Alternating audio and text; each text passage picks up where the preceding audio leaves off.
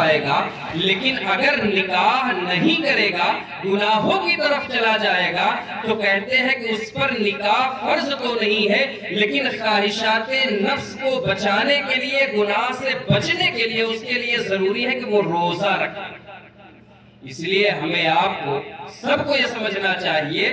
کہ نکاح صرف بول نہیں ہے، نکاح صرف رسم نہیں ہے، نکاح صرف اس چیز کا نام نہیں ہے کہ چند لوگ جائیں کہیں اور کسی اگر بچے کا نکاح کرنا ہو تو کسی کی بچی سے نکاح کر کے چلے آئے۔ وہاں جو بول بولے جاتے ہیں، جو قول بولے جاتے ہیں، جو قول کہا جاتا ہے، اس کے لیے اہم ہے، ضروری ہے کہ ہم ان تمام چیزوں کو اپنی زندگی میں اتاریں اور نبی کریم صلی اللہ علیہ وسلم کے بتائے ہوئے ان تمام چیزوں پر عمل کریں۔ تب یہ کہا جاتا ہے کہ حقیقی نکاح اور جو نکاح کی برکتیں ہیں وہ انسان کو حاصل ہوتی ہیں۔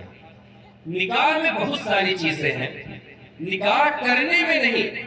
نکاح کے لفظ بولنے میں نہیں، نکاح ایک ذمہ داری ہے، ایک احساس ہے، اور ایک احساس ایسا احساس نہیں ہے کہ جسے ہم اور آپ جب چاہے اقرار کر لیں اور جب چاہے اس سے الگ ہو جائے،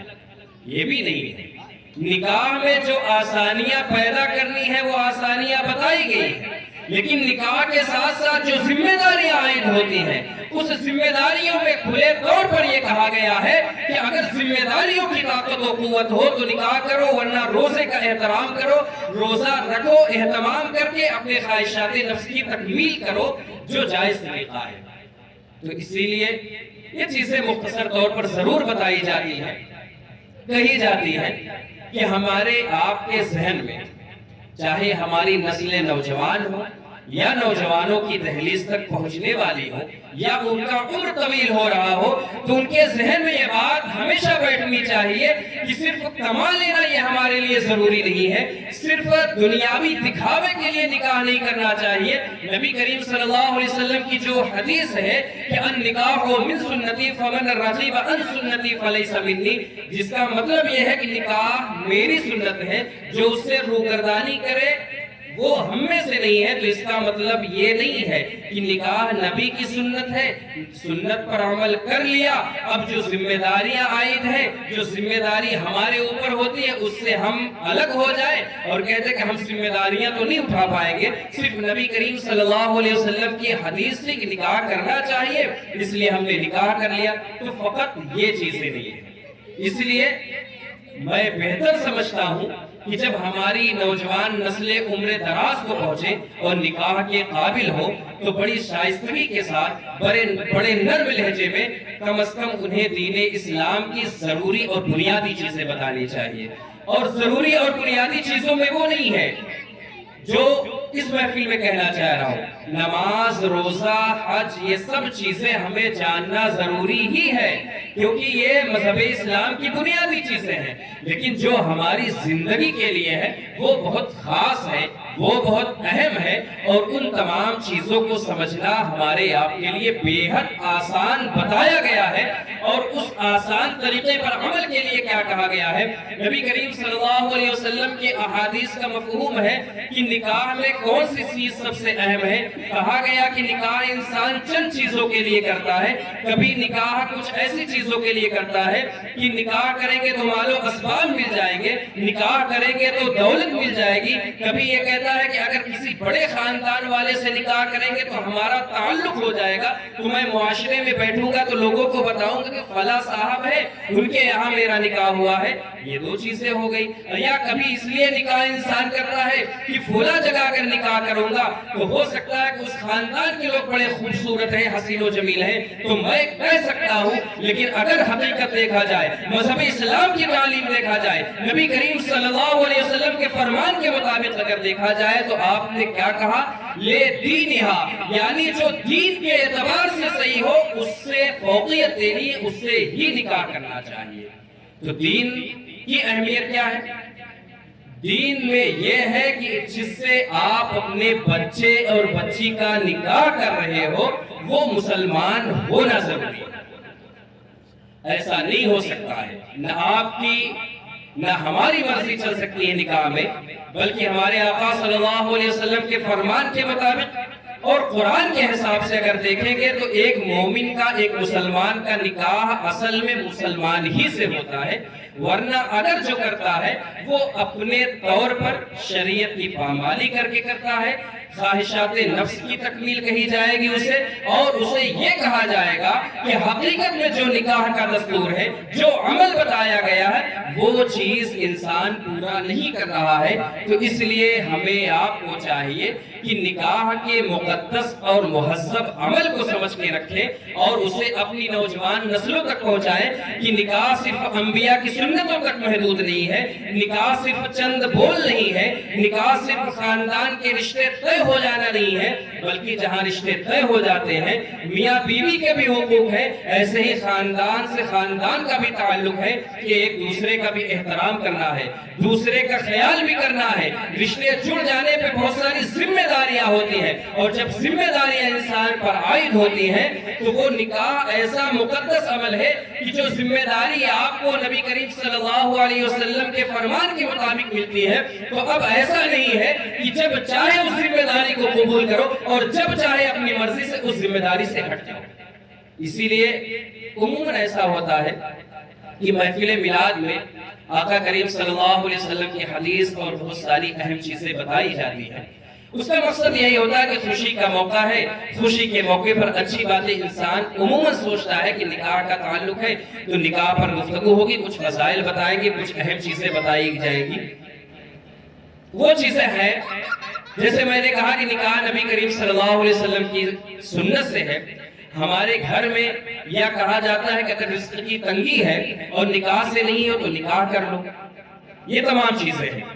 لیکن انہی چند حقیقتوں کے ساتھ کچھ تلخ حقیقتوں پر بھی روشنی ڈالنا مناسب ہے کہ جیسے میں نے کہا کہ نکاح ایک اہم چیز ہے، ایک ذمہ داری ہے، اور اس ذمہ داری کو قبول کرنے کے جو شرائط بتائے گئے ہیں اسے بھی ہمیں آپ کو ذہن میں رکھنا چاہیے۔ مثلا سب سے اہم چیز یہ ہے کہ ایک نکاح جو ہوتا ہے، ایک نکاح دوسرا جو ہوتا ہے، ایک دوسرے کا نکاح، اس کے لیے مومن مسلمان ہی ضروری ہے۔ تو ہمیں آپ کو چاہیے کہ جب بھی اپنے بچے یا بچیوں کا نکاح کرے تو مسلم گھرانے میں نکاح ہو، ایک اہم چیز ہو گئی۔ دوسری دیکھنا یہ بھی ہے کہ ہمارا بچہ یا ہماری بچی جو شریعت کا ایک دائرہ بتایا گیا اس کے مطابق ہے کہ نہیں۔ جیسے لڑکے کا نکاح ہے، بار بار یہ چیزیں کہنا پڑتا ہے یا کہنا بھی مناسب ہے کہ ہماری نسلوں کو یہ بات پتہ ہونی چاہیے۔ جیسے میں نے شروع میں کہا کہ وہ اہم چیزیں ہیں کہ نکاح کے لیے ہمارے لیے ضروری ہے کہ ہم بیوی کے جس سے نکاح ہو رہا ہے اس کے اخراجات بھی پورے کرنے والے ہوں، اسے رہنے کے لیے مکان بھی دینے والے ہوں، اس کے کھانے کے انتظام بھی کرنے والے ہوں، اس کے کپڑے کی بھی ذمہ داری ہمارے آپ کے اوپر ہے، اور اس کے جو بننے سنورنے کی چیزیں ہیں جو جائز ہے ان حد تک آپ کو استعمال میں لانے والی چیزوں کا ذمہ دار آپ ہوتے ہیں۔ یہ مرد کے اوپر ذمہ داری ہے، اور عورتوں پہ ذمہ داری ہوتی ہے کہ جب نکاح ہو جائے تو نکاح کے ساتھ ساتھ اس میں امانت ہے، یعنی شوہر اگر ہے آپ کے گھر میں یا شوہر گھر میں نہیں ہے تو نکاح کرنے والے کے لیے اوپر یہ لازم ہے کہ شوہر گھر میں ہے تب بھی، اور اگر شوہر گھر میں نہیں ہے تب بھی اس کے جو امانت داری ہے، یعنی امانت میں خیانت نہیں کرنا چاہیے، کوئی بھی ایسے کام نہیں کرنے چاہیے جو شوہر کو ناگوار گزرے، اور جو شریعت میں جو ایک حد یا ایک تعداد یا ایک طریقہ بتایا گیا ہے اس حد تک، اس طریقے تک ہمیں آپ کو سب کو خیال کرنا چاہیے۔ یہ سب کے لیے ہے، ہمارے لیے بھی ضروری ہے، آپ کے لیے بھی ضروری ہے، جن کا نکاح ہو گیا ان کے لیے بھی ضروری ہے، اور جن کا نہیں نکاح ہوا ہے اور نکاح کے لیے جو اہم چیزیں ہیں یہ تمام چیزیں ہیں۔ اور سب سے اہم چیزیں یہ کہی گئی کہ طاقت و قوتوں کے ساتھ ساتھ اگر اس انسان کے اندر اس کے تمام طریقے کے ساتھ اس کی زندگی گزارنے کے جو اہم چیزیں ہیں اگر اس کی صلاحیت ہے تو نکاح کرے، اور اپنے خواہشات نفس کی صرف تکمیل کے لیے نکاح نہیں ہے، خواہشات نفس غالب ہے، اس کے اخراجات نہیں ہیں، تو المختصر یہ جان کر رکھیں پھر ہمیں روزہ رکھنا ہوتا ہے۔ اب گفتگو کرتے ہیں تھوڑی سی آگے دوسرے موضوع پر۔ جیسے میں نے کہا کہ ایک اہم چیز ہے کہ نکاح ہمارے لیے ضروری ہے، ضروری کے ساتھ ساتھ ایک ذمہ داری ہے، اور جب ذمہ داری عائد ہوتی ہے تو یہ بھی خیال رکھنا ہے کہ اگر کبھی میاں بیوی یا خاندان کے تعلق کچھ تلخ ہو جائے، کچھ ایسی باتیں آ جائیں جس سے کھچاؤ پیدا ہو جائے، جس سے یہ لگے کہ اس میں اب کچھ خرابیاں پیدا ہو رہی ہیں، تو اولاً یہ سب کی ذمہ داری ہے، ایک معاشرتی ذمہ داری ہے، ایک گھریلو ذمہ داری ہے، اور ہر ایک معاشرے میں رہنے والے زندہ دل انسان کے لیے ضروری ہے کہ اس رشتے کو جتنا ہو سکے بنانے کی کوشش کرے، سمجھا بجھا کر، ایک دوسرے کو شریعت کا دائرہ بتا کر۔ اسی لیے مذہب اسلام کا اگر ہم آپ جائزہ لیں گے تو جتنا اہم نکاح کے لیے ہے اتنا ہی اہم اور اتنی ہی ذمہ داری کے ساتھ یہ کہا گیا ہے کہ اگر وہ رشتہ نہیں نبھ سکتا ہے، اس رشتے کو آپ نبھانے کے قابل نہیں ہیں، تو وہ رشتہ بالکل ایک بار کی نہیں توڑنے کا حکم ہے۔ شریعت میں میں سمجھتا ہوں کہ ہماری آپ کی مرضی نہیں چلتی ہے، جو قرآن کہتا ہے، جو نبی کریم صلی اللہ علیہ وسلم کا فرمان کہتا ہے، وہ ہمارے آپ کے مطابق ہونے چاہیے۔ اسی لیے شریعت نے کیا کہا کہ غصے میں دیا ہوا نکاح ہمیں آپ کو غور و فکر کرنی چاہیے۔ شراب نوشی کا اگر کوئی عادت ہے یا کوئی شخص نشے میں ہے تو اسے حد درجہ سوچنا چاہیے کہ جب ہم آپ نکاح کرتے ہیں تو کیا سوچتے ہیں، کیا سمجھ کر کرتے ہیں، کہ نکاح کتنی اہم چیزیں ہیں۔ تو اس کے توڑ کے لیے بھی، اس کے اتفاق کو نہ اتفاقی میں بدلنے کے لیے بھی، یا اس رشتے کو ختم کرنے کے لیے بھی ایسا نہیں ہے کہ آپ صبح کو اٹھے یا شام کو سوتے وقت بس آپ نے اپنی بیوی کو طلاق دے دی، ختم ہو گئی۔ عموماً ایسا ہوتا ہے کہ محفل میلاد پاک میں ان چیزوں کو اگر بیان کیا جائے تو تھوڑی سی انسان کے اندر مزاج میں تلخی آتی کہ یا موضوع کیا ہونا چاہیے، شادی کا موقع ہے، طلاق کے موضوع پر کیوں بات ہو رہی ہے۔ یہ اہم چیزیں ہیں، یہ معاشرے والی چیزیں ہیں، اور محفل میلاد سے آج میں نے خاص طور پر اس موضوع کو اس لیے لیا کہ یہاں صرف مرد حضرات نہیں، مسجدوں میں عموماً ہوتا ہے تو مرد حضرات موجود ہوتے ہیں یا بچے ہوتے ہیں، تقریباً محفل میلاد میں چاہے کم سنے چاہے زیادہ سنے، کم از کم خواتین اسلام ہماری مائیں بہنیں بھی موجود ہوتی ہیں، تو کم از کم اس چیز کو سمجھے کہ یہ رشتہ بہت اہم ہے۔ نکاح ہمارے آقا صلی اللہ علیہ وسلم کی سنت تک محدود نہیں ہے، اس کی ہمارے آپ کی ذمہ داری ہے کہ شریعت کا مذاق ہمیں نہیں اڑانا ہے، شریعت کے دائرے میں رہ کر ہمیں آپ کو اپنی زندگی گزارنی ہے۔ اس لیے نوجوان نسلوں سے خاص طور پر اس چیز کا مطالبہ کیا جاتا ہے کہ ایک نوجوان سے ہی مذہب اسلام کی پہچان جو حقیقت ہوتی ہے، جو مذہب اسلام پر چلنے والے نوجوان ہیں، ان سے مذہب اسلام اور مذہب اسلام کی جو سربلندی ہے وہ سربلند تو رہے گا ہی، لیکن اگر جائزہ جب لیا جاتا ہے اور اگر کسی چیز کا رزلٹ اگر دیکھنا ہو تو یہ کہا جاتا ہے کہ اس قوم کا، اس مذہب کا نوجوان کس طور طریقے پر جا رہا ہے۔ اسی لیے مذہب اسلام نے ایک جو بنیادی چیز بتائی ہے، ہم سب آپ جانتے ہیں کہ محرم اور غیر محرم کا، یعنی جن سے نکاح زندگی میں کبھی جائز ہی نہ ہو اور جن سے کبھی نکاح جائز ہو سکتا ہے، اسی لیے ایک دائرہ بتایا گیا ہے، محرم اور غیر محرم۔ آسان لفظوں میں یہ سمجھ کے رکھیں، غیر محرم وہ ہے جس سے آپ کا نکاح ہو سکتا ہے، اور محرم میں وہ آتے ہیں جس سے آپ کا نکاح نہیں ہو سکتا۔ یہ آسان لفظ ہے۔ اب اگر شریعت محمدی کو دیکھا جائے، قرآن کے اصول ضابطے کو دیکھا جائے، تو ہمیں آپ کو ایک بات بڑی اہم اور وقت کی ضرورت کے حساب سے سمجھاتا چلوں اور بتانے کی کوشش کروں۔ آپ لوگ سمجھدار ہیں، ایسا نہیں کہ نہ سمجھ ہیں آپ لوگ، اپنی قوم اپنے معاشرے کے ایک ذمہ دار لوگ ہیں، لیکن قوم اور معاشرے میں ذمہ داری کے ساتھ ساتھ ایک معاشرہ، ایک قوم جو ہوتا ہے وہ ایک دوسرے کے جڑاؤ سے چلتا ہے، ایک دوسرے کے اچھے برتاؤ سے چلتا ہے، ایک دوسرے کے اچھے طور طریقے سے چلتا ہے۔ تو ہم یہ سمجھتے ہیں کہ ہم آپ سب مومن مسلمان ہیں، تو جہاں یہ کہا گیا کہ نکاح مسلمان ہی کے ساتھ ہونا ہے اور ہوتا بھی وہی ہے، تو حقیقت میں تو ان چیزوں کو سمجھتے ہوئے ایک اہم چیز یہ ہے کہ اپنی نوجوان نسلوں کو ہمیں آپ کو سمجھاتے ہوئے چلنا چاہیے، انہیں بتانا چاہیے کہ شریعت کا دائرہ کیا ہے۔ ہماری آپ کی نوجوان نسلیں دور ترقی کر رہا ہے، تو محرم اور غیر محرم میں تھوڑا سا فرق انہیں محسوس جب کرایا جائے، جب بتایا جائے، تو دور اتنا ترقی یافتہ ہو چکا ہے، لوگ شریعت کو ایک آڑ سمجھتے ہیں، سوچتے ہیں کہ اگر شریعت پر عمل کریں گے تو لوگ ہمیں کہیں گے تو آپ تو بہت پرانے وقت میں چل رہے ہو، اور نیا زمانہ تو یہ ہے، ماڈرن دور تو یہ ہے۔ جبکہ آپ چاہے کام کرنے والے لوگ ہو، چاہے پڑھنے والے لوگ ہو، یا کوئی اور بزنس یا کاروبار چاہے جو کرنے والے ہو، اگر آپ مسلمان ہیں یا ہم آپ مسلمان کہلاتے ہیں تو ہمارا ایک دائرہ ہے، ہم زندگی ہر اس حد کو پار کر کے نہیں گزار سکتے ہیں۔ قرآن ہمارے لیے رہنمائی ہے، آقا صلی اللہ علیہ وسلم کی زندگی ہمارے لیے نمونے راہ ہے،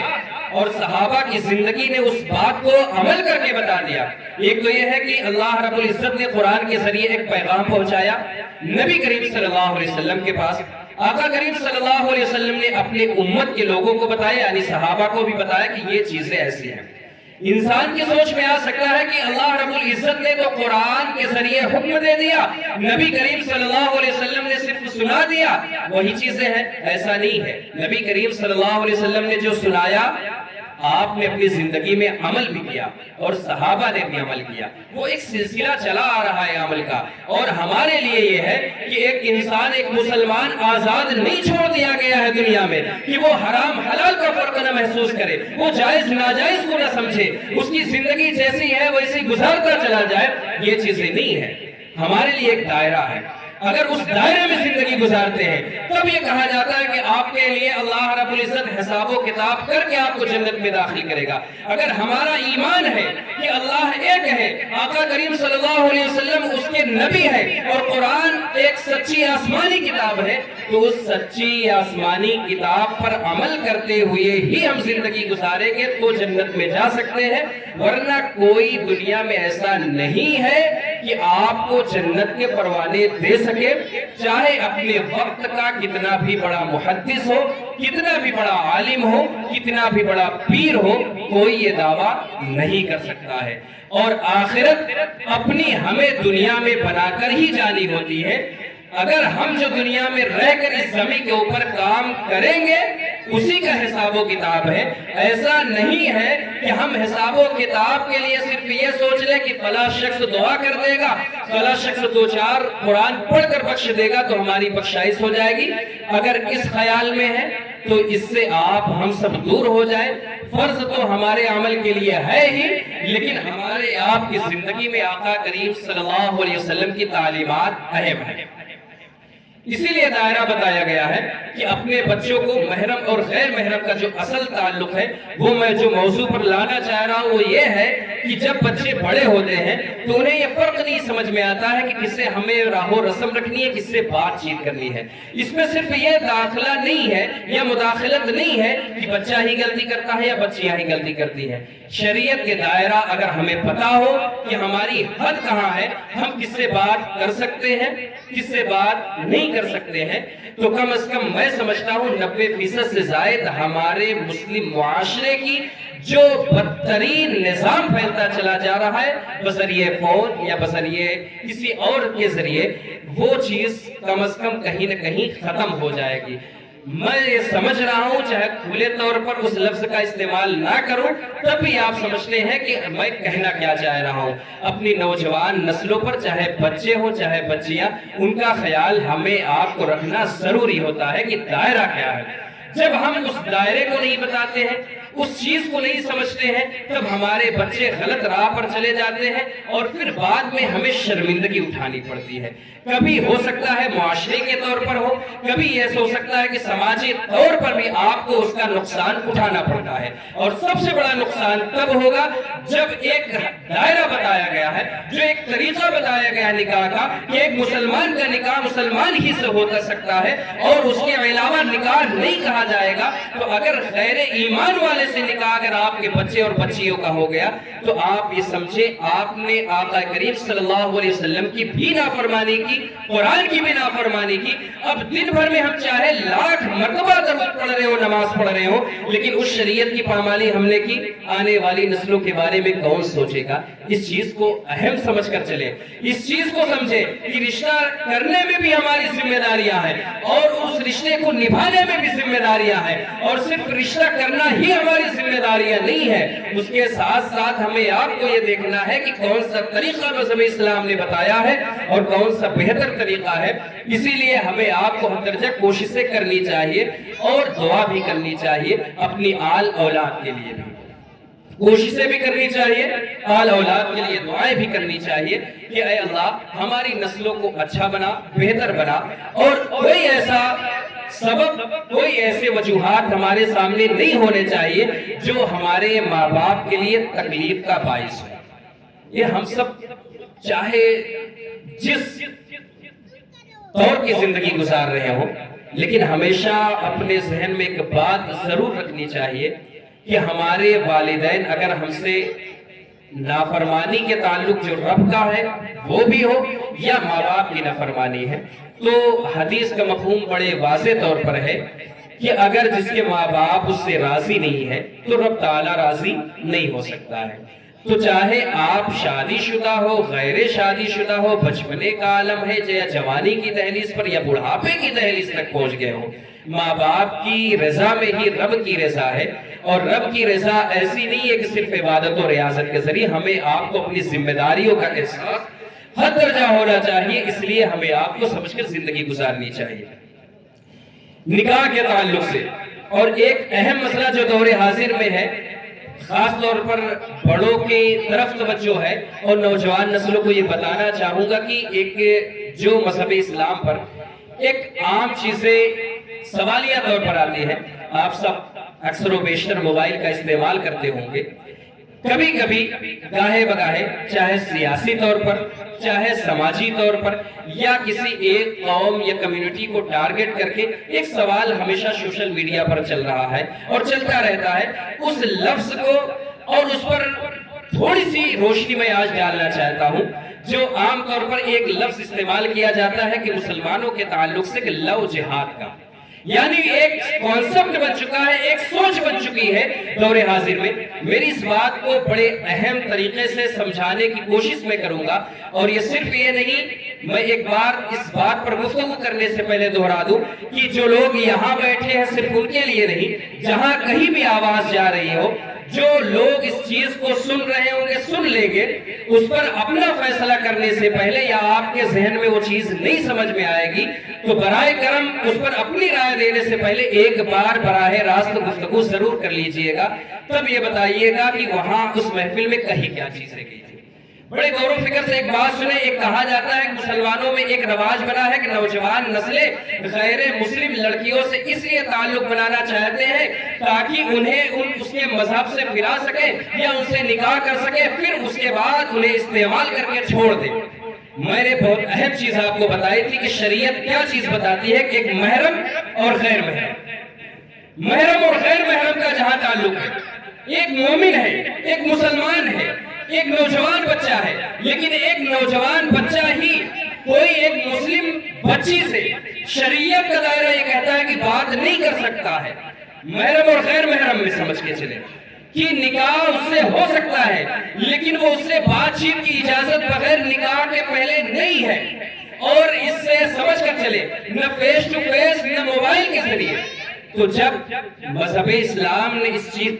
को बताया कि एक महरम है, एक गैर महरम है। गैर महरम वो होता है जिससे निकाह हो सकता है, लेकिन निकाह से पहले शरीयत ये इजाजत नहीं देती है कि तुम बातचीत करो, तुम अपने आप को समझ कर चलो कि जिंदगी कैसे गुजारनी है। और दूसरी एक अहम चीज क्या है, अब इसी के ताल्लुक से ये है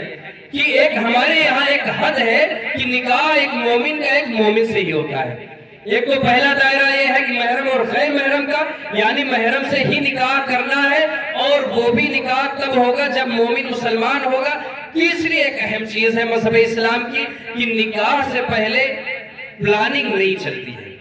ये चीज शायद आपको थोड़ी सी परेशानी में डाले। मजहब इस्लाम में प्लानिंग के हिसाब से निकाह नहीं होता है कि निकाह कर ले, 2-4 बरस के बाद छोड़ देंगे, या 1-2 बच्चे हो जाएंगे तो छोड़ देंगे, या चंद दिनों के लिए निकाह करेंगे, अपने हुकूक या ख्वाहिशात नफ्स की तकमील करेंगे, या रुपए पैसे की लालच में निकाह कर रहे हैं, फिर वो चीजें हासिल हो जाएंगी तो हम उसे तर्क कर देंगे। तो मेरी नौजवान नस्लों बड़े आसान लफ्जों में इस चीज का जवाब आप दिया करें कि मजहब इस्लाम वो है जो ये कहता है कि निकाह एक मोमिन का मोमिन से होता है। और हमारे लिए दायरा ये है कि हम अगर जिससे हमारा निकाह भी जायज है उससे बातचीत नहीं कर सकते हैं जब तक हमारा निकाह ना हो जाए। और दीन जरूरी है हमारे लिए। तो अगर जो ये इल्जाम नौजवानों पर लगाया जाता है कि लव जिहाद वो करते हैं, मैं उन नौजवानों से खुले तौर पर कह देना चाहता हूँ और बता देना चाहता हूँ, अगर उसका ताल्लुक मुस्लिम घराने से है, कलमा पढ़ने वालों से है, तो अगर इस तरीके के आप सोच में हो तो ये नाजायज तरीका है, ये हराम तरीका है। और हराम مذہب اسلام اجازت نہیں دیتا ہے۔ تو اگر اس پر تھوڑی سے آگے گفتگو کر لی جائے تو یہ کہا جائے گا کہ اگر جو پلاننگ کے ساتھ نکاح کرے، اگر تم کہتے ہی ہو کہ اگر یہ چیزیں ہیں، تو میں صاف طور پر کہہ دوں وہ مومن مسلمان شریعت کے اس دائرے کو نہیں جانتا ہے جو ہمارے لیے، جو ہمارے یہاں قید و بند بتائی گئی ہے۔ اس کے آگے جو قرآن کی پامالی کر دے، ہم تو یہ کہتے ہیں شریعت ہماری یہ کہتی ہے، نبی کریم صلی اللہ علیہ وسلم کے فرمان تو یہ کہتے ہیں کہ ایک مومن کا ایک مومن سے ہی نکاح ہو سکتا ہے۔ تو تم جو ہمارے اوپر یہ الزام لگا رہے ہو یا نوجوان نسلوں پر کہ خواہشات نفس کے لیے یا مذہب تبدیل کرنے کے لیے، ارے ہم جس چیز کو مانتے ہیں کہ مذہب جب تک قبول نہیں تو نکاح ہی نہیں مانا جاتا ہے، تو تبدیلی کی تو بات ہی ختم ہے۔ سمجھ میں آنی چاہیے یہ باتیں، ہماری نوجوانوں کو یہ سمجھے، خاموشی ہر جگہ بہتر نہیں ہوتی ہے۔ جب دائرہ اسلام کی بات آئے اور شریعت نہ پتہ ہو تو کسی پتہ جسے معلوم ہے اس سے گفتگو کرو۔ قرآن نے کیا کہ فَاسْأَلُوا أَهْلَ الذِّكْرِ إِن كُنتُمْ لَا تَعْلَمُونَ، تم سوال کرو اگر کوئی چیز نہیں جانتے ہو، لیکن سوال کرو گے کس سے؟ کوئی پڑھا لکھا ہوگا، اپنے محلے کے امام سے بات کرو، اپنی قوم کے عالموں سے بات کرو، اپنی ذہنی توازن یا ذہنی سوچ سے اگر شریعت اسلام کو آپ اپنے عمل میں لانا چاہو گے تو یہ نئی چیزیں ہو سکتی ہے۔ اور اسی کے تعلق سے ایک دوسری اہم بات جو میں نے کہا کہ ایک شریعت ایک پلاننگ نہیں چلتی ہے، دور حاضر میں گاہے بگاہے ایک چیز اور سننے کو ملتی ہے۔ عموماً یہ محفل میلاد کا موقع ہے، شادیوں کے موقع پر عموماً کچھ رسموں کی بات ہوتی ہے یا کچھ شریعت کی بات ہوتی ہے یا شریعت کے اس دائرے میں بات ہوتی ہے، اس کی فضیلت اپنی جگہ ہے، اسے میں بھی مانتا ہوں، آپ بھی مانتے ہیں، لیکن معاشرے میں کبھی کچھ ایسے سوالات جو ہوتے ہیں اس پر گفتگو۔ دوسری ایک بہت اہم چیز ہے حلالہ، جو لوگ بہت سارے نہیں سمجھتے ہوں گے صرف آسان لفظوں میں، اس کا انتخاب صرف مختصر طور پر 7-8 منٹ میں، کیونکہ اس کے بعد وقت بھی ختم ہے۔ اس پر گفتگو کرنے کا مقصد یہ ہے کہ ہم موبائلوں کا استعمال کرتے ہیں، کسی اچھے عالم یا امام سے نہیں پوچھتے ہیں تو کہیں نہ کہیں وہ چیزیں خرابی کی طرف جاتی ہے۔ جو ایک الزام دور حاضر میں دور ماضی میں آتا رہا ہے، کبھی کبھی بیچ میں آتا ہے، مذہب اسلام نے تو بڑا آسان بتایا گیا ہے کہ اگر ایک میاں بیوی ہے اور وہ جدائی ہو جائے، 3 طلاقیں دے کر اگر اپنا رشتہ ختم کر لے تو بعد میں اس سے نکاح کرنا چاہتا ہے تو کسی دوسری عورت سے نکاح کر لے، پھر اس سے طلاق لے لے، پھر جا کر اسی شوہر سے نکاح کر سکتا ہے۔ یہ چیزیں ہیں، جبکہ شریعت اگر آپ کو معلوم ہے تو میں بڑی ذمہ داری کے ساتھ کہہ دوں، جو شخص یہ سوچتا ہے یا ہمارے آپ کے ذہنوں میں یہ چیزیں ہیں کہ مذہب اسلام میں حلالہ جائز ہے، تو اس کے لیے بہت بڑی شرطیں ہیں۔ یہاں تک کتابوں میں یہ تو بتایا گیا کہ حلالہ جو عام طور پر انسان سوچتا ہے وہ حرام ہے۔ حرام اس لیے کہ اگر کوئی رشتے میں ہے، کسی وجہ سے اس کا رشتہ ٹوٹ گیا اور پھر چاہتا ہے اسی شوہر سے نکاح کرنا، تو یہ سوچتا ہے کہ اگر دوسرے سے نکاح کر لے، چند ماہ یا چند دن رہ کے پھر اسے طلاق لے لے، تو یہ ایک پلاننگ ہے۔ پلاننگ کے ساتھ نکاح مذہب اسلام میں جائز ہے، چاہے پیسے پہ ہو چاہے ویسے پہ ہو۔ کئی جگہ یہ چیزیں سننے کو ملتی ہے کہ اس کے شوہر نے طلاق دیا، بعد میں انہیں ملامت ہوئی، بعد میں انہیں سمجھ میں آیا کہ یہ غلط ہو گیا، ہم ساتھ میں رہنا چاہتے ہیں، چلو ایک آسان طریقہ ہے نکاح کر لیا جائے کسی سے، پھر طلاق لے لے کہ پھر آپ وقت گزار کے پھر اس شوہر کے ساتھ ہو جائے گی۔ یہ حرام ہے۔ حرام جب کہہ رہا ہوں تو اس چیز کو سمجھیے، حرام اس لیے کہہ رہا ہوں کہ قرآن کی آیتیں اس پر موجود ہیں، دلیلیں موجود ہیں، یہ آپ کی آسانیت کے لیے نہیں بتایا گیا ہے۔ یہ نکاح کھیل تماشا نہیں ہے کہ جب چاہے جسے اقرار کر لو اور جب چاہے اپنی دہلیز سے اسے جدا کر دو، پھر چاہے تو اسے اختیار کر لو۔ اسی تمام رسم و رواج کو آسانیاں بنانے کے لیے شریعت کا مذاق بن جائے، اسی لیے حلالہ جیسی کڑی شرطیں رکھی گئی ہیں۔ حلالہ اس بنیاد پر ہے کہ اگر کسی کا تعلق تھا، وہ نکاح میں تھے، کوئی ایسا سبب ہوا کہ ایک دوسرے سے جدا ہو گئے، انہیں اگر جدائیگی ہو گئی تو صرف دل کے احساس یا ندامت سے نہیں نکاح ہوگا۔ دوسرے سے جب نکاح کر رہے ہو تو نکاح کرتے وقت دونوں کے درمیان، یعنی چاہے مرد ہو چاہے عورت ہو، دونوں لوگوں کے لیے ضروری ہے کہ جو دوسرا نکاح کر رہے ہیں، بیوی ہے جیسے نکاح کے بعد بیوی ہو، مثال کے طور پر ایک مرد اور عورت کہہ لیتا ہوں، تو دوسرا جو نکاح کیا جا رہا ہے، مرد اور عورت دونوں کے دل میں پختہ یقین ہو کہ اس نکاح کو ہم چلائیں گے، اس رشتے میں رہیں گے، زندگی بھر رہیں گے. 1-2 سال، مہینے 2 مہینے کے لیے رشتہ نہیں ہے، کوئی آپ کے درمیان معاہدہ نہیں ہے. تب جا کر آپ نے رشتہ کیا حقیقی زندگی گزارنے کے لیے کہ اب پوری زندگی اسی کے ساتھ گزارنی ہے، اسی کے ساتھ رہنا ہے، اسی کے حق مہر جو استعمال کریں گے وہی رہیں گے. اس کے آباء و اجداد ہیں، باپ دادا ہیں یا اس کے بچے ہیں، سب کا خیال رکھنا ہے. یعنی نکاح کے وقت اسے دل میں ایک گوشے میں بھی یہ خیال نہ ہو کہ چند دن کے بعد اس سے طلاق لے لیں گے پھر نکاح میں آ جائیں گے. کہتے ہیں کہ اگر گوشے میں، اگر ذہن میں بھی وسوسہ ہے تو وہ جائز نہیں مانا جائے گا. اور اسے نکاح میں رہنا ہے اتفاقی طور پر. اگر اس کا دوسرا جو شوہر ہے اس کا انتقال ہو گیا یا اتفاقی طور پر کوئی ایسی چیزیں آ گئی اڑچن جس سے نکاح نہیں چل پایا، اب اس سے اگر طلاق ہو گیا، تب کہتے ہیں کہ اگر پہلے شوہر یعنی پہلے مرد سے نکاح کرنا چاہے تب کر سکتا ہے.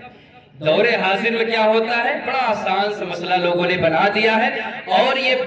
گزشتہ سالوں میں بہت عروج پر تھا. آپ سب جانتے ہیں سنسد میں ایسی بلیں پیش کی گئی کہ حلالہ ہوتا ہے. مذہب اسلام میں عورت کے کوئی حقوق نہیں ہے، جب چاہا اپنا لیا، جب چاہا چھوڑ دیا. یہ اس چیز کو سمجھے میری قوم کے لوگوں، نوجوان نسلیں سمجھے، بڑے بھی سمجھے کہ حلالہ یہ آسانی کی چیزیں نہیں ہے. نبی کریم صلی اللہ علیہ وسلم کے فرمان کے مطابق یہ تھا کہ جب اتنی کڑی شرطیں ہوگی، یہ چیزیں ہوگی تو نکاح کی اہمیت لوگوں کو سمجھ میں آئے گی. سمجھ میں آئے گا کہ اگر اسے چھوڑ دیا تو پھر اپنانے کا راستہ نہیں ہے. اور اگر یہ سوچ رہے ہیں دونوں میں سے کوئی ایک تو نکاح کا جائز راستہ نہیں ہے، تب آپ سمجھے. اگر اس حد تک نکاح کی اہمیت کو سمجھتے ہیں، دور حاضر میں اگر اس چیز کا جائزہ لیتے ہیں،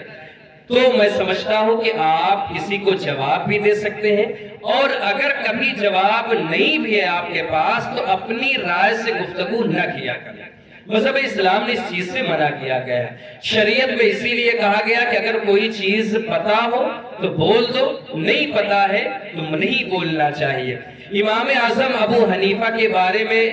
آپ لوگ عموماً سنتے رہے ہوں گے کہ ہم سب مذہب اسلام پر چلتے ہیں، فقہ حنفی کے اعتبار سے زندگی گزارتے ہیں. کسی اچھی کتاب میں ایک چیز لکھی گئی کہ امام اعظم ابو حنیفہ جن کے پاس ہر مسئلے کے حل ہوا کرتے تھے فقہی اعتبار سے، ایک نشست میں ان سے کم از کم 30 سوالات ہوئے یا اس سے زائد. کہتے ہیں کہ اس میں 28 سے اس سے زائد کا جواب آپ نے سیدھے طور پر کہا کہ مجھے نہیں معلوم. صرف 2 کا جواب دیا. لوگوں نے بعد میں سوال کیا امام اعظم ابو حنیفہ آپ کا لقب اتنا بڑا ہے کہ امام اعظم کہا جاتا ہے اور آپ سے ایک نشست میں کثیر تعداد میں سوالات ہوئے، آپ نے سب میں کہا مجھے نہیں معلوم، مجھے نہیں معلوم. صرف 2 کا جواب دیا آپ نے. تو آپ نے کہا وہ سوالات مجھے نہیں پتا تھے، اس کے جوابات میں نے اس کا مطالعہ نہیں کیا تھا. تو نہ کہنے سے تو بہتر ہے کہ کوئی غلط چیزیں بتائی جائیں. ہمارے آپ کے درمیان کیا ہوتا ہے کہ کوئی چیز اگر پوچھ لی جائے تو ہم سوچتے ہیں کہ اگر نہیں بتا پائیں گے تو سامنے والے کو یہ لگے گا ان کو تو یہ پتا ہی نہیں ہے. وہ ضروری نہیں کہ عالم کے ساتھ ہو، غیر عالم کے ساتھ بھی، آپ لوگوں میں سے کسی کے ساتھ ہو سکتا ہے. تو اس چیز کو سمجھ کے چلے. اگر نہیں پتا ہے تو خاص طور پر اگر شریعت کی بات ہو تو سیدھے طور پر کہہ دو ہمیں نہیں معلوم، ہم پتا کر کے کسی سے پوچھ کر بتا دیں گے تو ہم گناہوں سے بھی بچ جائیں گے اور دوسری چیزوں سے بھی بچ جائیں گے. اور اسی کے ساتھ ساتھ دور حاضر میں ایک دوسری چیز کو بھی سمجھ کے چلیں. ایک ذہنی فطور ہی کہا جائے گا، کبھی کبھی ایسا بھی آتا ہے سامنے میں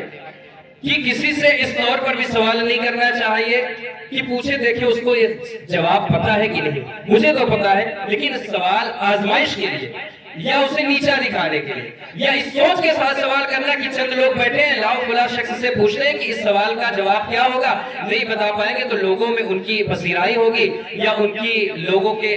سامنے یا لوگوں کے خیالات میں جو چیزیں ان کا ایک کانسیپٹ بن چکا ہے کہ انہیں ہر چیز کا جواب پتا ہے تو وہ شرمندہ ہوں گے. ایسے سوالات سے بچنا ضروری ہے اور اسے ایک عیب بتایا جاتا ہے، ایک نقص بتایا جاتا ہے. تو ہمیں آپ کو سب کو چاہیے کہ اللہ رب العزت ہمیں آپ کو اگر شریعت کا کوئی معاملہ ہے، شریعت نہیں پتا تو کم از کم بتا دے. نہیں پتا پوچھ کے بتائیں گے. اور کسی بھی شخص سے چاہے عالم ہو چاہے غیر عالم اس نیت سے سوال نہیں کرنا چاہیے کہ دیکھیں انہیں معلوم ہے کہ نہیں معلوم ہے. ہو سکتا ہے نہ بتا پائیں تو ہماری بڑائی ہوگی. اس چیز سے سوالات جوابات نہیں ہوتے ہیں. مذہب اسلام میں جو ایک دائرہ بتایا گیا کہ ادب ہمارے لیے ضروری ہے، ضروری نہیں ہے کہ جو ہم یہ تین بیٹھے ہیں کہ ہمیں یہ سب پتا ہو. آپ جتنے لوگ ہیں کوئی چیز ایسی ہے کہ جو بہت گہرائی سے آپ کو پتا ہوگی، ادھر والوں کو نہیں پتا ہوگی، انہیں پتا ہوگا، آپ کو نہیں پتا ہوگا. شریعت کے دائرے میں کوئی اس بات کا تقاضا نہیں کر سکتا ہے کہ پوری چیزیں مجھے پتا ہے اور پوری چیزوں کا میں مالک ہوں، میں بتا سکتا ہوں، ایسی کوئی چیزیں نہیں ہے. تو آپ ہم سب یہ سوچ کر چلے کہ مذہب اسلام ایک بہت ہی اچھا مہذب مذہب ہے اور اس کو سمجھ کے چلے. خاص طور پر نوجوان نسلوں سے بڑی محبت کے ساتھ گزارش ہے کہ اپنے والدین کا احترام ضرور کریں. پیسہ روپیہ چاہے جتنا پاس آ جائے، طاقت و قوت چاہے جیسی ہو جائے، چاہے جتنی قد و قامت آپ کی ہو جائے، چاہے جو چیزیں آپ کے پاس ہو، اگر آپ کے اندر آپ کے ہمارے ماں باپ کا ادب احترام نہیں ہے تو رات میں اٹھ کر چاہے تہجد پڑھ لے، چاہے آپ نماز پڑھ کے آپ کی پیشانیوں پہ گٹھے پڑ جائے، آپ کی عبادت قابل قبول نہیں ہو سکتی ہے. ہمارے آپ کے سب کے اندر کیا چیزیں ہو جائیں گی؟ اگر 4 دن نماز پڑھ لے، 4 دن روزہ رکھ لے تو ایک دوسرے کو حقیر سمجھنے لگتے ہیں. تم تو مسجد تک آتے ہی نہیں ہو، تمہیں تو شریعت کا کوئی پتہ ہی نہیں ہے. اللہ رب العزت ہم سب کو شریعت پر چلنے کی توفیق دے اور انانیت، تکبر، گھمنڈ، ان تمام چیزوں سے ہم سب کو محفوظ رکھے. ایک مومن کے لیے ضروری ہے کہ ایک دوسرے کا خیال رکھے. اسی لیے شریعت نے کیا کہا کہ جو اپنے لیے پسند کرتے ہو اپنے مومن بھائی کے لیے بھی پسند کرو. اگر ایک ہمارا مزاج بن جائے، شریعت کا جو دائرہ بتایا گیا ہے اس حقیقت کو آپ ہم عمل میں لائے تو کم از کم یہ سمجھ سکتا ہوں اور بتانے کی کوشش یہی ہوتی ہے کہ ان محفلوں میں چاہے 10-20 منٹ کی گفتگو ہو، چاہے 2-2 گھنٹے کی گفتگو ہو، ہمارے آپ کی زندگی میں عمل ہی سب سے اہم ہے اور عمل ہماری رہتی زندگی کا نام ہے. بعد مرنے کے بعد ایصال ثواب کے ذریعے وہ تمام چیزوں کا فائدہ پہنچے گا، یہ بات میں مانتا ہوں، لیکن یقینی طور پر اس سے بخشائش ہوگی یا نہیں ہوگی، کم از کم اگر آپ کو پتا ہے کہ ہم اپنی زندگی میں آخرت بنا کر چلے جائیں تو زیادہ ہے. آج اگر ہم غفلت میں ہیں تو سب سے زیادہ یہی غفلت میں ہے کہ اگر ہماری 18 سے 20 سال کی عمر ہے تو ہمیں پتا ہے کہ ہم ابھی تو 40 سے 45 سال کی عمر گزاریں گے. 40 سے 45 سال کی عمر کی دہلیز پر ہے تو ہمیں لگتا ہے کہ بڑھاپا تو آئے گا ہی تبھی جائیں گے. میرے عزیزوں، موت ہی ایک ایسی چیز ہے جس کے بارے میں کوئی نہیں جانتا. قرآن کی ایک بہت اچھی آیت ہے جس کے بارے میں کہا گیا ہے وَجَاءَ سَكْرَةُ الْمَوْتِ بِالْحَقِّ ذَلِكَ مَا كُنْتَ مِنْهُ تَحِيدُ. آئی موت کی سختی وہ جس سے تو بھاگتا تھا. اور یہ حقیقت ہے قرآن کا وہ لفظ. کبھی ہم سمجھتے نہیں ہیں، ہم یہ سمجھتے ہیں کہ موت تو بڑی دور کی چیزیں ہیں. قرآن نے کہا کہ یہ وہ ہے جس سے تو بھاگتا تھا. اور حقیقت یہ ہے کہ اگر آج بھی ہمیں پتا چل جائے کہ کل کو ہماری موت ہے یا 1-2 گھنٹے کے بعد ہماری موت ہے تو یہ دنیا کی سب سے بڑی حقیقت ہے کہ انسان کے زمین تلے ایسا لگے گا کہ یہ انسان کے پیرے تلے زمین نہیں ہے، اسے محسوس ہوگا. تو اسی طریقے سے زندگی گزارے. یہ ضروری نہیں ہے کہ ہماری زندگی بڑھاپے تک جائے گی یا ہم جوانی تک جائیں گے، کبھی بھی موت آ سکتی ہے. اس کے لیے کوئی نہیں دعویٰ کر سکتا ہے. اسی لیے جو بھی مختصر زندگی ہے اپنے رب کو راضی کر کے گزارے، ماں باپ کو راضی رکھ کے گزارے، خاندان رشتہ داروں کو جوڑ کر چلنے کی ہو، اپنے معاشرے کو بہتر بنانے کے لیے چلیے ہو. رشتہ خاندانی ہو یا معاشرتی ہو، ایک مومن مسلمان کی ذمہ داری ہے کہ ہم آپ اپنے گاؤں محلے اپنے معاشرے کو بہتر رکھیں. اور مذہب اسلام تو وہ پیارا مذہب ہے کہ آپ کا ہمسایہ چاہے اہل ایمان سے ہو، چاہے کلمہ گو ہو چاہے نہ ہو، اس کا بھی خیال کرنے کا حکم دیتا ہے. جس مذہب میں یہ ہو کہ غیر ایمان والوں کے بھی وہ تقاضے بتائے گئے ہو، آج وہ مسلمان اس شریعت سے اتنا دور ہے کہ نہ اسے رب کے احکام یاد ہے، نہ نبی کریم صلی اللہ علیہ وسلم کے فرمان یاد ہے، نہ صحابہ کا وہ عمل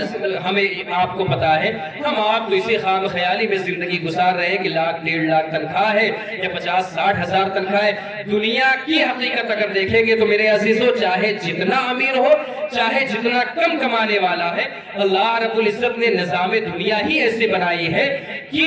ہمیں آپ کو ایک دوسرے کی ضرورت رہے گی. اور روپے پیسے یہ آخرت میں نہیں کام آنے والے ہیں. کام وہ آئے گے کہ جو ان روپے پیسوں کا ہم آپ سچائی اور صحیح استعمال کر لیں گے، تبھی ہماری زندگی میں وہ کام آئیں گے. اللہ رب العزت کی بارگاہ میں دعا ہے کہ ہم سب کو صحیح طور پر شریعت کے مطابق زندگی گزارنے کی توفیق دے۔ المختصر طور پر جو گفتگو ہوئی ہے، اللہ رب العزت کی بارگاہ میں دعا ہے کہ اگر کچھ نازیبہ کلمات یا شریعت کے خلاف کچھ باتیں زبان سے نکل گئی ہو تو اعلانیہ توبہ کرتا ہوں، استغفر اللہ ربی من کل ذنب واتوب الیہ واقول لا الہ الا اللہ محمد رسول اللہ صلی اللہ علیہ وسلم۔ کھڑے ہو جائے، صلاۃ و سلام۔